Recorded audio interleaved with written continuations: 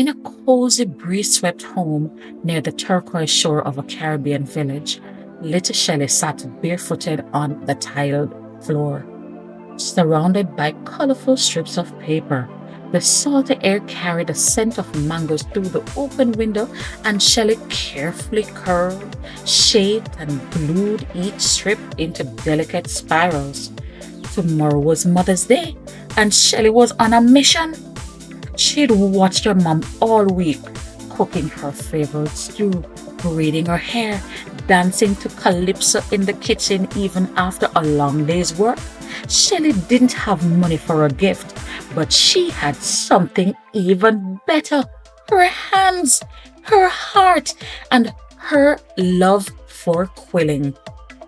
With every flower she made, she whispered a reason. This red one right here is for when you rocked me to sleep during the storm. This purple one is for your reasons for loving me. And this yellow one is for your sunshine laugh.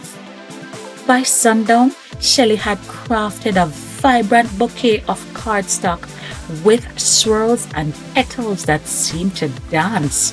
In the center, she wrote in her neatest handwriting, "For Mommy, with all my love."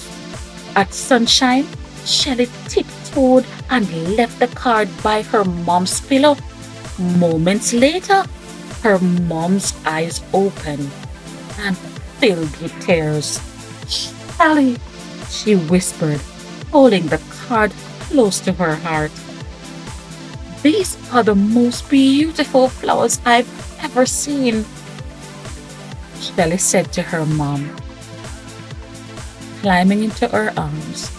"Just like my mom, just like my love will never wilt for you." And in that Caribbean morning light, love bloomed bright, forever, and handmade. I want to say to all the mothers out there, Happy Mother's Day, and I'll see you in the next video.